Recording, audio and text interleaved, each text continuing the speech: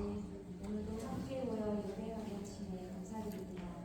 이 낯선 땅에서 각자의 바쁜 삶에서도 하나님을 항상 기억하게 하시고 또 함께 모여 예배할 수 있게 하신 은혜에 감사드립니다. 하나님 아버지, 이곳에 있는 많은 성도님들이 문제의 삶을 살아가고 있습니다. 말이 다르고 또 문화가 다른 이곳에서 외롭고 두렵고 또 지칠 때도 많이 있습니다. 사람들에게 다 말하지 못하는 마음의 상처와 걱정들도 있습니다. 그 모든 것을 주님께서 가장 잘 아시고 상한 마음을 위로해 주시고 다시 일어설 수 있는 힘을 주시옵소서. 또한 특별히 이곳에서 자라고 있는 우리 자녀들을 위해 기도합니다. 새로운 환경과 언어 속에서 살아가고 있는 아이들에게 지혜와 용기를 주시고 학교와 또 친구들 가운데서도 잘 적응하게 하시고 언제나 하나님을 사랑하는 마음으로 건강하게 자랄 수 있게 하여 주시옵소서. 하나님 아버지, 또 우리 교회에는 아직 신앙이 익숙하지 않은 새신자분들도 많이 있습니다. 그분들이 우리 교회를 통해서 하나님을 조금씩 알아가게 하시고 또 이곳이 서로를 판단하는 곳이 아닌 서로를 사랑하고 위로하는 가족 같은 좋은 공동체가 되게 하여 주시옵소서. 우리 교회를 섬기고 계신 목사님과 사모님 그 가정을 위해 기도합니다. 주님께서 목사님 가정에도 지혜와 힘을 더해주시고 항상 평안과 기쁨을 주시옵소서. 오늘 드리는 예배 가운데서도 함께 하시고 말씀을 전하시는 목사님께 성령의 은혜를 더하여 주셔서 우리의 마음이 새 힘을 얻는 시간이 되게 하여 주시옵소서. 이 모든 말씀을 예수님 이름으로 기도드립니다.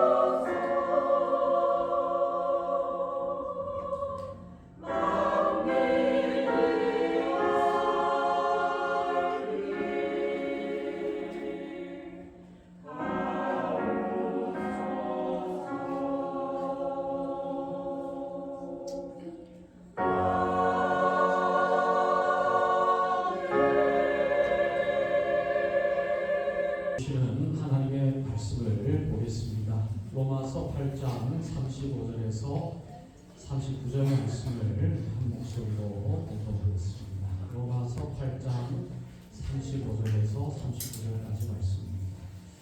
시작. 누가 우리를 그리스도의 사랑에서 끊으리요? 환난이나 공고나 박해나 기근이나 적군이나 위험이나 칼이랴.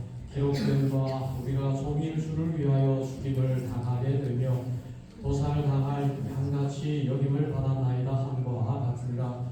그러나 이 모든 일에 우리를 사랑하시는 이로 말미암아 우리가 넉넉히 이기느니라.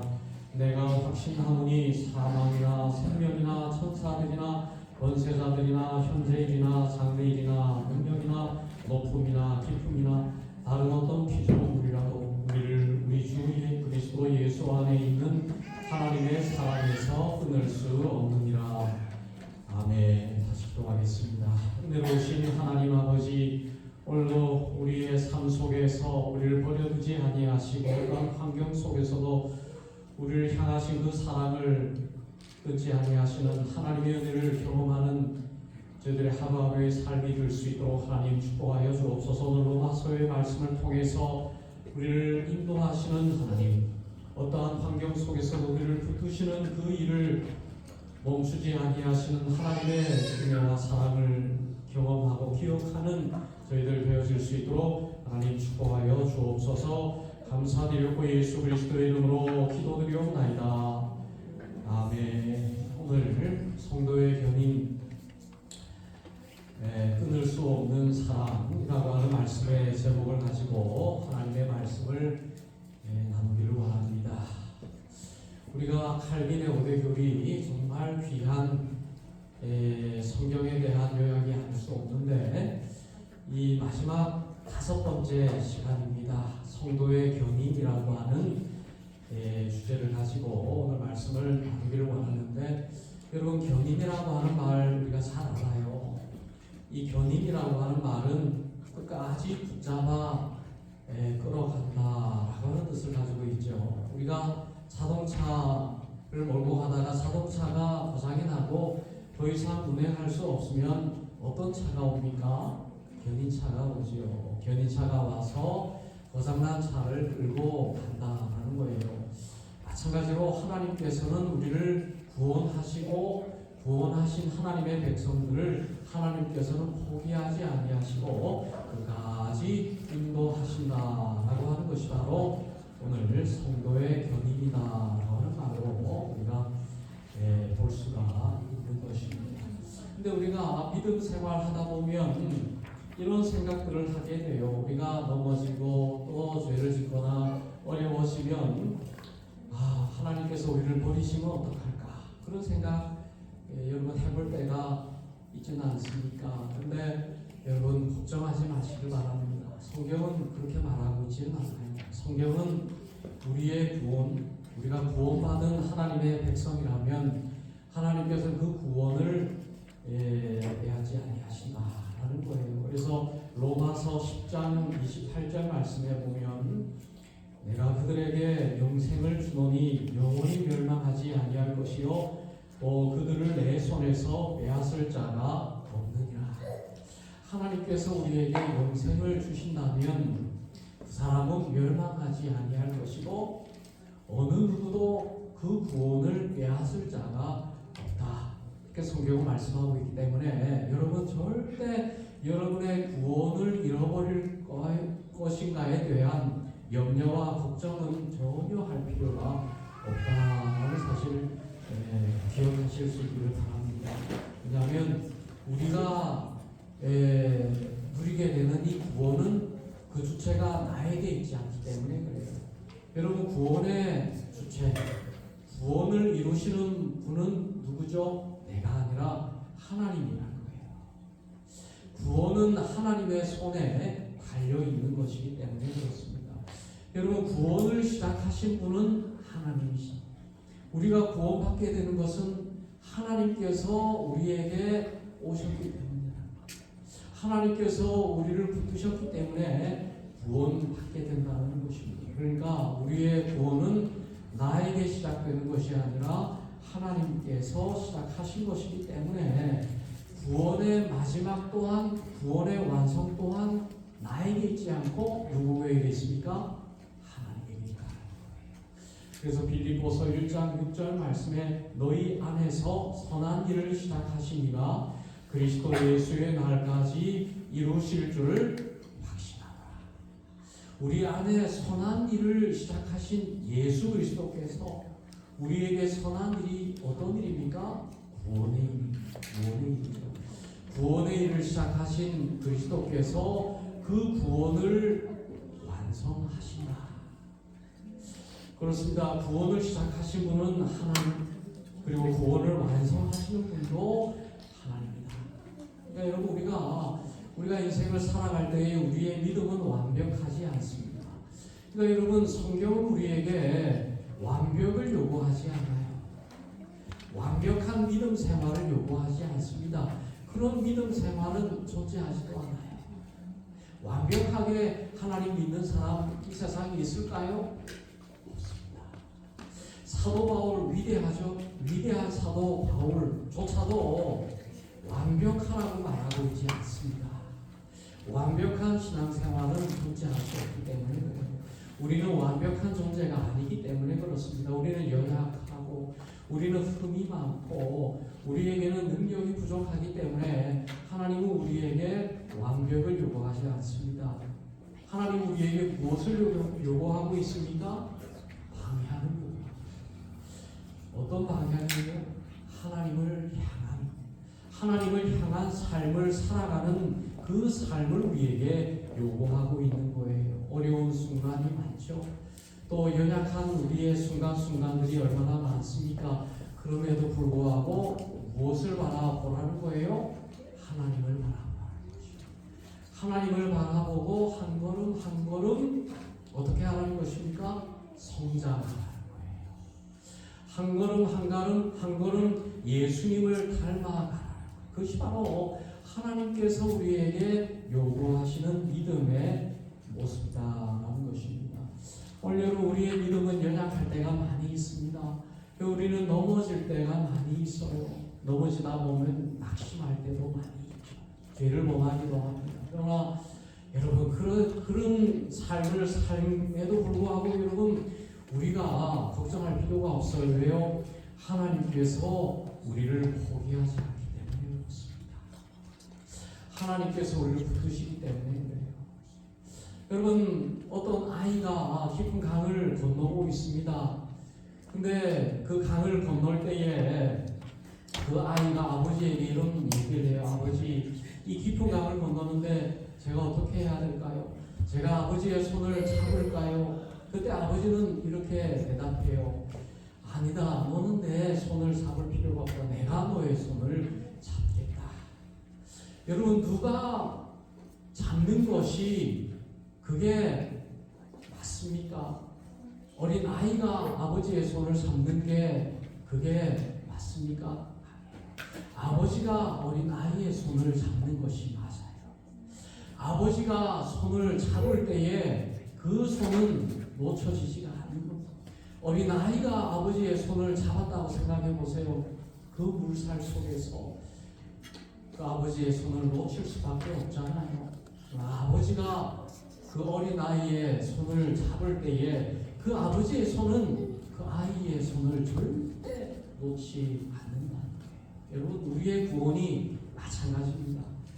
하나님 아버지께서 우리의 손을 붙잡고 계신다는 거예요. 우리의 연약함 때문에 우리가 하나님의 손을 놓칠 때도 있습니다. 염려와 걱정과 근심 때문에 우리가 하나님의 손을 놓을 때도 많이 있습니다. 그때 우리의 구원을 잃어버립니다. 우리가 연약할 때에 하나님께서 우리의 손을 붙들고 계시다는 거예요. 그래서 여러분 우리의 구원은 확실합니다. 우리의 구원은 영원합니다. 여러분 성경에 보면 많은 믿음의 사람들이 있습니다. 그 믿음의 사람들이 완벽한 믿음 생활을 했을까요? 어떻게 저 사람이 저런 삶을 살았을까? 우리가 이해하지 못할 때도 많이 있습니다. 여러분 다윗이라고 하는 사람은 얼마나 위대한 사람이에요. 그런데 이 다윗 또한 정말 왜 저렇게 살았을까라는 순간들이 참 많이 있었습니다. 여러분 다윗이 왕이 돼가지고 하루는 이제 밖에 나가서 이렇게 보는데 그 건너편에 아주 아리따운 여인이 목욕을 하고 있는 것을 보아 우리아의 아내가 목욕을 하고 있는 것을 보고 아내를 보냈다는 거예요. 임신을 했다는 거예요. 그러니까 이것이 드러날까봐 다윗이 드러날까봐 두려워서 우리아를 불려들어서 집으로 보냈습니다. 임신 사실을 알리지 않기 위해서, 들키지 않기 위해서. 그런데 여러분 이 우리아는 너무나 다윗을 사랑하고 다윗을 위해서 목숨을 버릴 수 있는 중신이었습니다. 집에 가지 않고 그 군사들이 있는 곳으로 와서 밤을 지내는 거예요. 임신 사실이 드러날 수밖에 없게 되자 다윗이 어떻게 했습니까? 부하들에게 이런 지시를 내립니다. 전투가 일어나서 공격 앞으로 할 때에 우리아를 앞으로 내세우고 공격해 나아갈 때에 너희들은 뒤로 물러서서 우리아가 공격받아 죽게 하라. 그런 지시를 해요. 여러분 간음이라고 하는 죄도 큰 죄잖아요. 간음하지 말라 그랬잖아요. 그런데 그 죄보다 더 큰 죄가 뭡니까? 살인하지 마라. 간음을 덮기 위해서 살인을 저질렀던, 그러니까 이 우리아가 이 다윗을 위해서, 이스라엘을 위해서 전쟁터에 나가서 결국에 살해를 당할 수밖에, 억울하게 죽을 수밖에 없었다는 거예요. 너무너무 큰 죄를 범한 다윗입니다. 여러분 인간적인 모습으로 볼 때에 여러분 다윗이 어떻게 이런 삶을 살까 의아할 수밖에 없는 거예요. 인간적인 기준으로 봐도 구원받지 못할 중범죄자라고 볼 수도 있습니다. 그럼에도 불구하고 그런다 할지라도 하나님이 다윗을 버렸습니까? 버리지 않았어요. 하나님께서 다윗을 품었습니다. 그가 큰 죄를 범했음에도 불구하고 다윗이 하나님의 손을 놓았음에도 불구하고 하나님은 다윗의 손을 놓지 않고 다윗의 손을 더 강하게 붙드셨다. 그것이 바로 여러분 오늘 성도의 견인, 끊을 수 없는 하나님의 사랑이다. 그래서 여러분 다윗이 이런 고백을 합니다. 사무엘하 7장 14절에서 15절 말씀에 이렇게 말씀해요. 나는 그에게 아버지가 되고 그는 내게 아들이 되리니 그가 만일 죄를 범하면 내가 사람의 매와 인생 채찍으로 징계하려니와 내 은총을 그에게서 빼앗지 아니하기를 내가 내 앞에서 물러나게 한 사울에게서 빼앗은 것 같이 하지 아니하리라. 여러분 다윗이 이렇게 큰 죄를 지었어요. 사울보다도 더 큰 죄를 지었습니다. 그런데 하나님은 다윗을 포기하지 않았습니다. 어떻게 했습니까? 죄를 범한 다윗에게 사람의 매와 인생 채찍으로 징계했습니다. 여러분 이 징계도 하나님의 뜻이에요. 여러분 어떤 살인자의 고백이 있습니다. 살인자의 고백, 살인자가 교도소에 갇혀 있었습니다. 어떤 목사님이 살인자에게 면회를 신청해서 가서 물어봤대요. 왜 당신은 그런 삶을 살았습니까? 이렇게 질문하니까 이 살인자가 목사님에게 이렇게 대답했다는 거예요. 제가 어렸을 때부터 많은 잘못을 지었습니다. 거짓말도 하고 또 다른 아이들을 때리기도 하고 도둑질도 하고 이런 죄를 지었을 때에 나의 아버지는 나에게 한 번도 혼내지 않았습니다. 한 번도 징계하지 않았습니다. 그때마다 아버지는 아무 일 없었다는 듯이 웃으며 넘겼습니다. 만약 그때 내가 잘못을 범했을 때에 아버지가 나를 혼냈더라면 이렇게까지 나는 되지 않았을 거예요. 그런 대답을 했다라고 하는 거예요. 여러분 우리가 혹시 범죄했을 때에 하나님께서 우리를 징계하신다면 그것은 하나님의 뜻이에요. 여러분 우리의 순간순간마다 하나님께서 우리를 붙들고 계신다라는 사실을 기억하시길 바랍니다.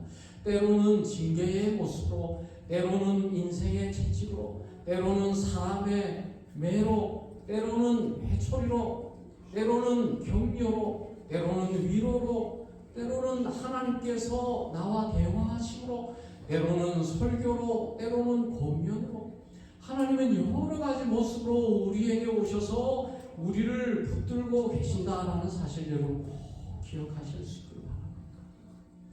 여러분 다윗이 범죄했을 때에 하나님은 찾아오셨어요. 그 타락한 다윗을 버려두지 아니하시고 찾아오셨습니다. 누구를 보내셨습니까? 나단 선지자를 보냈습니다. 나단 선지자를 보내서 다윗에게 권면하게 하셨어요. 그래서 나단 선지자가 다윗에게 가서 이렇게 얘기해요. 다윗이요, 이런 사람이 있습니다. 아주 부자인 사람이 있는데, 소와 양이 헤아릴 수 없이 많은 사람이 있는데, 그가 잔치를 베풀 때에 그의 양을 잡지 않고 그 이웃의 가난한 자의 한 마리밖에 없는 그 양을 취해서 빼앗아서 잔치를 열었습니다. 왕이여, 이 사람에 대해서 어떻게 해야 되겠습니까? 그때 다윗이 뭐라고 말합니까? 저런 중범죄자, 저런 인간이 있느냐? 그 자를 당장 죽여라. 그렇게 얘기하세요. 그때 나단 선지자가 뭐라 그럽니까? 그 자가 바로 당신입니다. 그 자가 바로 당신. 당신은 아내도 많고 첩도 많고 그렇게 부요한 당신이 단 하나밖에 없는 아내를 가지고 있는 우리아의 아내를 당신이 취하지 않았습니다. 하나님께서 그걸 다 보고 계셨습니다. 그렇게 다윗에게 권면해요. 그때 다윗이 나단 선지자의 권면을 하나님의 음성으로 받습니다. 그래서 하나님 앞에 통곡하며 회개하죠. 그러면서 지은 기도가 시편 51편 11절 말씀이에요. 나를 주 앞에서 쫓아내지 마시며 주의 성령을 내게서 거두지 마소서. 하나님, 저를 버리지 마세요. 하나님, 나에게 주신 성령을 거두지 마세요. 하나님 앞에 다시 나아가는 것입니다. 여러분, 하나님의 백성들은 이래요. 깨닫게 하시고 징계를 통해서 하나님의 붙드심을 깨닫게 하시고 회개하고 하나님 앞에 나아가라. 그게 바로 하나님의 백성의 특징입니다. 하나님 앞에 돌아오는 것입니다. 여러분, 이재철 목사님이라고 있어요. 100주년 기념교회를 설립했던 분인데 지금 은퇴하셨지만 이분이 처음에 예수를 믿는 분이 아니었습니다. 이분이 언론사 기자로 살았어요. 세상 속에서 세상 사람들처럼 살았습니다. 그가 술을 좋아해서 늘 술에 취해서 그렇게 살았다는 거예요. 술 마시고 어느 날 집으로 돌아오는 길, 그 길에서 우연히 교회 앞을 지나게 되었다는 거예요. 그런데 그 교회 안에서 찬송 소리가 막 들려오기 시작했습니다. 그때 이 목사님이 이런 생각을 했습니다. 저 교회 안에서 도대체 무엇을 하고 있는 것일까 궁금했다는 거예요. 그래서 술이 거하게 취해 있는 그런 상태로 교회 안에 들어갔습니다. 그 교회는 예배가 진행이 되고 있었습니다. 술 취한 그 이재철 목사님이 들어갔지만은 교인들이 어느 누구도 그를 내쫓지 않았습니다. 술 취해서 앉아 있었지만 어느 교인도 그를 거부하지 않았다는 거예요. 그때 그 목사님이 그 예배 가운데 설교하는 그 설교의 말이 그의 마음을 강하게 울렸다는 거예요. 그 설교의 내용이 이랬다는 것입니다. 사람은 하나님 없이 살 수 있다고 생각하지만 하나님 없이 사는 인생은 결국 허무할 수밖에 없습니다. 라고 하는 그 말씀을 듣는 순간 충격을 받았다. 마치 그 말씀을 하나님께서 자기에게 직접 하고 있는 것처럼 들렸다는 거예요. 술에 취해 들어가서 설교를 듣고 있는 그 순간 자신의 삶이 보였다는 것입니다. 인간적인 모습으로는 언론사, 기자로 성공한 삶을 사는 것처럼 보였지만 그의 마음은 공허한 삶을 살 수밖에 없다라는 사실을 그가 발견했어요. 그 예배의 자리에서 그가 눈물을 흘리기 시작했고 그 시간 예수 그리스도를 자신의 구주로 받아들이게 되었습니다. 그 이후로 목사님의 삶은 완전히 바뀌게 되었다는 거예요. 나중에 그가 이렇게 간증하는 것을 들었습니다. 내가 하나님을 찾은 것이 아니라 하나님께서 나를 찾아오셨습니다 라고 고백하는 것을 제가 들었습니다. 그때 그가 모든 성공을 내려놓고 안정된 직장들을 다 내려놓고 신학을 공부하고 목회자가 되어서 하나님의 복음을 전하는 사람이 되었다는 그를 통해서 얼마나 많은 사람들이 하나님을 만나게 되었는지 몰라요. 여러분 어떻게 예수님을 믿었습니까? 어떻게 하나님을 믿는 믿음의 사람이 되었습니까? 여러분이 하나님을 믿었다, 내가 하나님을 믿었다, 내가 하나님을 찾았다라고 생각할 수도 있습니다. 그러나 성경은 그렇게 말씀하고 있지 않습니다. 하나님께서 먼저 나를 택하셨다. 하나님께서 먼저 나를 찾으시고 나에게 오셨다. 그것이 바로 성경에서 우리에게 말씀하고 있는 말씀이에요. 누가복음 19장 10절 말씀에 인자에 온 것은 잃어버린 자를 찾아 구원하려 함이라. 하나님께서는 천국에 머물러 있지 아니하시고 이 땅에 오셨습니다. 우리에게 찾아오셨습니다. 우리를 붙드시기 위해서, 우리를 구원하시기 위해서 우리에게 먼저 오셨습니다. 그리고 하나님은 우리를 버리지 않습니다. 하나님은 우리를 포기하지 않습니다. 끝까지 영원토록 우리의 손을 놓지 않으신다. 그것이 바로 오늘 사도 바울의 고백입니다. 오늘 말씀을 우리가 다시 한번 봉독을 하면 좋을 것 같습니다. 오늘 이 말씀 다시 봉독을 해보겠습니다. 자, 시작. 누가 우리를 그리스도의 사랑에서 끊으리요? 환난이나 고난이나 박해나 기근이나 적신이나 위험이나 칼이라. 기록된 바 우리가 종일 주를 위하여 죽임을 당하게 되며 도살당할 양같이 여김을 받았나이다 함과 같으니라. 그러나 이 모든 일에 우리를 사랑하시는 이로 말미암아 우리가 넉넉히 이기느니라. 내가 확신하노니 사망이나 생명이나 천사들이나 권세자들이나 현재일이나 장래일이나 능력이나 높음이나 기쁨이나 다른 어떤 피조물이라도 우리를 우리 주 그리스도 예수 안에 있는 하나님의 사랑에서 끊을 수 없느니라. 어느 누구도 하나님의 사랑, 그 사랑에서 우리의 구원을 끊을 수 있는 그 어느 것도 없다. 그것이 바로 사도 바울의 고백이라고 말씀하고 있는 거예요. 여러분, 오늘 성도의 견인, 우리의 삶을 끌고 가시는 분은 하나님입니다. 하나님이 우리의 삶을 끌고 가시는 거예요. 몇 년 전에 제가 자동차를 끌고 고속도로를 타고 있는데 차에서 연기가 나기 시작하는 것입니다. 본네트에 연기가 막 나요. 너무너무 연기가 나고 차가 이상해서요. 그래서 자동차를 갓길에 세울 수밖에 없었습니다. 그래서 CA를 불러가지고 이거 견인해달라고 불렀어요. 와서 제 차를 견인해서 끌고 갔습니다.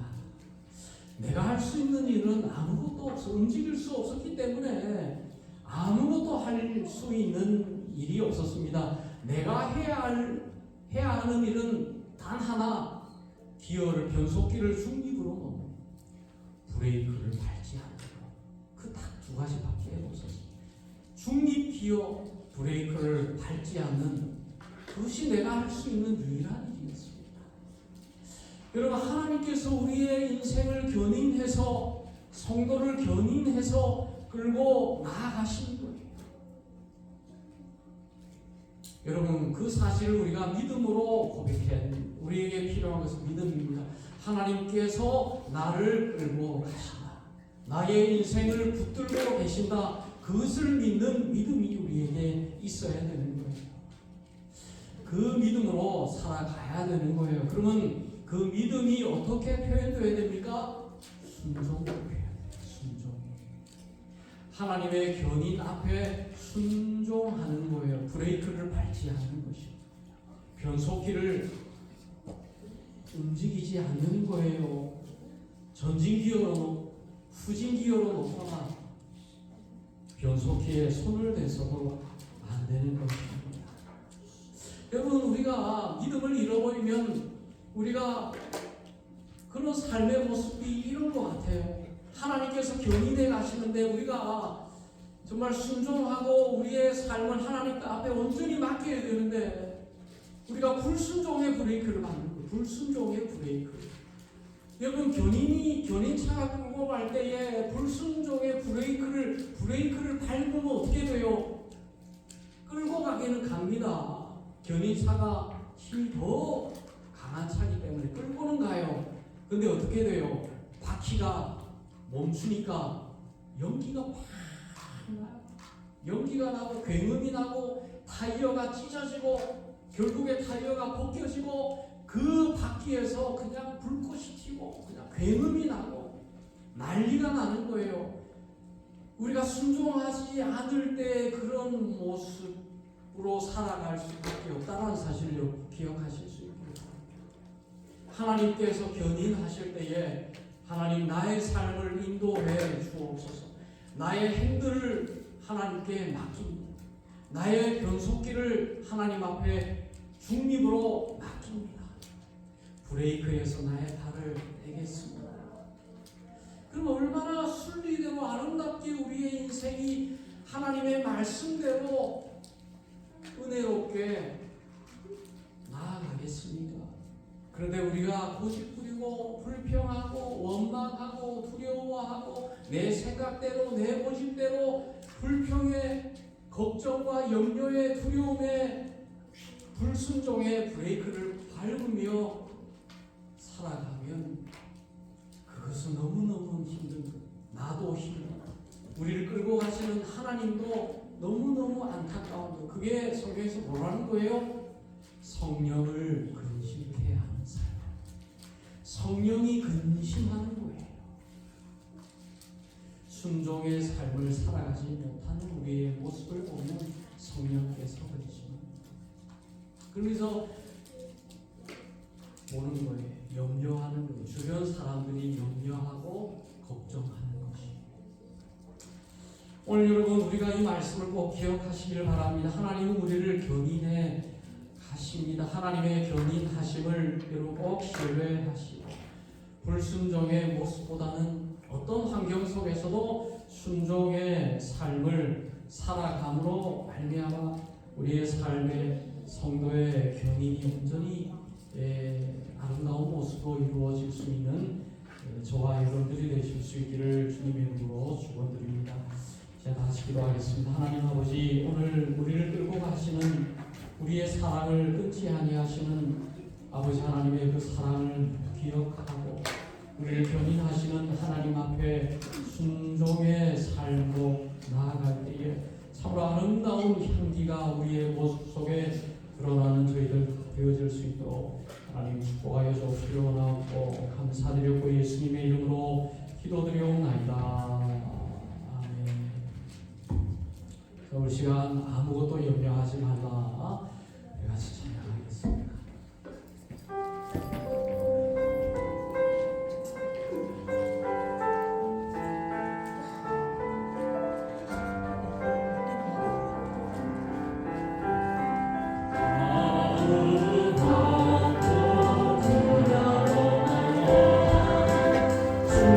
주나의 안길 지켜주시니